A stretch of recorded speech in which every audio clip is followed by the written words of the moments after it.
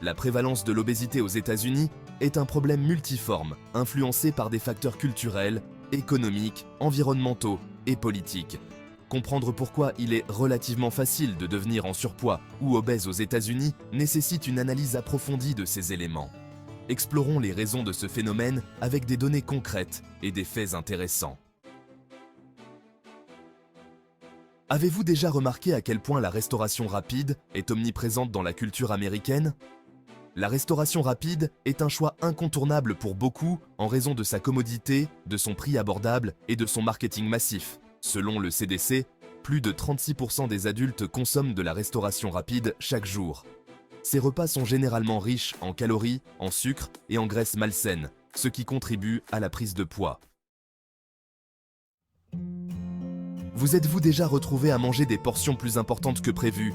Les portions aux États-Unis sont notoirement copieuses.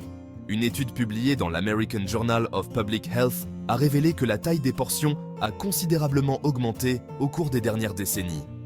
Par exemple, la taille moyenne d'un hamburger a augmenté de 23% depuis les années 1970, ce qui a entraîné un apport calorique plus élevé. Le régime alimentaire américain repose en grande partie sur les aliments transformés, qui sont souvent riches en calories, en sucre et en graisses malsaines. Les aliments transformés sont pratiques et ont une durée de conservation plus longue, ce qui en fait un choix populaire.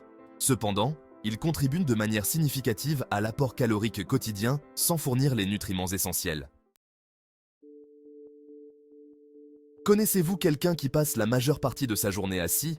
Une part importante de la population américaine mène une vie sédentaire. Selon le CDC, seuls 23% des Américains respectent les recommandations en matière d'activité physique et de renforcement musculaire. La prévalence du travail de bureau, l'augmentation du temps passé devant les écrans et la dépendance à la voiture pour les déplacements contribuent tous à un manque d'activité physique. L'urbanisme dans de nombreuses régions des États-Unis favorise les déplacements en voiture plutôt qu'à pied ou à vélo. Les zones suburbaines manquent souvent d'infrastructures adaptées aux piétons, ce qui rend difficile l'intégration de l'activité physique dans la vie quotidienne. Cette dépendance à l'égard de l'automobile réduit l'exercice physique accessoire que les gens pourraient obtenir en marchant ou en faisant du vélo pour se rendre au travail, à l'école ou dans les magasins. Avez-vous déjà eu du mal à trouver des aliments sains à proximité ? L'environnement alimentaire aux États-Unis se caractérise par la facilité d'accès et la commercialisation d'aliments malsains. Les déserts alimentaires, ces zones où l'accès à une alimentation abordable et nutritive est limité, sont monnaie courante dans de nombreux quartiers défavorisés. Les habitants de ces quartiers dépendent souvent des épiceries et des restaurants rapides, qui proposent généralement des options malsaines. L'industrie alimentaire et des boissons dépense chaque année des milliards de dollars en publicité pour promouvoir des aliments riches en calories et pauvres en nutriments. Un rapport a révélé que les enfants et les adolescents sont exposés à une quantité disproportionnée de publicité pour des boissons sucrées, des snacks et de la restauration rapide par rapport à des options plus saines. Les subventions agricoles aux États-Unis favorisent souvent des cultures comme le maïs et le soja, qui sont utilisés pour produire du sirop de maïs à haute teneur en fructose et des huiles hydrogénées, des ingrédients courants dans les aliments transformés. Ces subventions rendent les aliments malsains moins chers et plus accessibles que les fruits et légumes, qui sont moins subventionnés.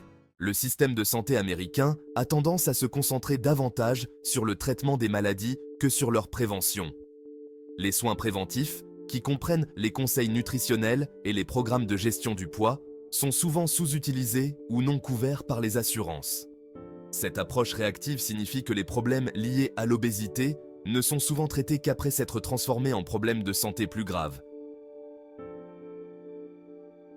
Niveau de stress élevé et une mauvaise santé mentale sont liés à l'obésité. L'American Psychological Association rapporte que de nombreux Américains utilisent la nourriture comme mécanisme d'adaptation au stress, à l'anxiété et à la dépression. Manger pour se réconforter implique souvent des aliments riches en calories et en sucre, ce qui entraîne une prise de poids. Le manque de sommeil est un autre facteur contribuant à l'obésité. Selon le CDC, plus d'un tiers des adultes américains ne dorment pas suffisamment régulièrement. Le manque de sommeil peut perturber les hormones qui régulent la faim et l'appétit, ce qui entraîne une augmentation de l'apport calorique et une prise de poids. Le taux d'obésité chez les adultes américains était de 41,9% entre 2017 et mars 2020.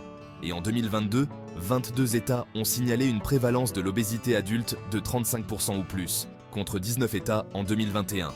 Le coût médical annuel de l'obésité aux États-Unis était estimé à 147 milliards de dollars en 2008.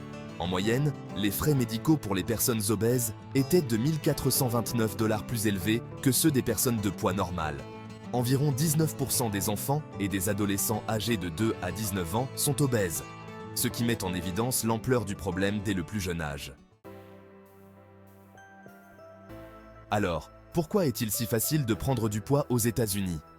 La facilité de devenir en surpoids ou obèse est un problème complexe influencé par les habitudes alimentaires, les choix de mode de vie, les facteurs socio-économiques et les décisions politiques. La lutte contre cette épidémie nécessite une approche multiforme, comprenant des changements dans les recommandations alimentaires, l'urbanisme, l'orientation des soins de santé et les normes sociétales. En comprenant les causes profondes, nous pouvons mettre en œuvre des stratégies efficaces pour lutter contre l'obésité et promouvoir un mode de vie plus sain.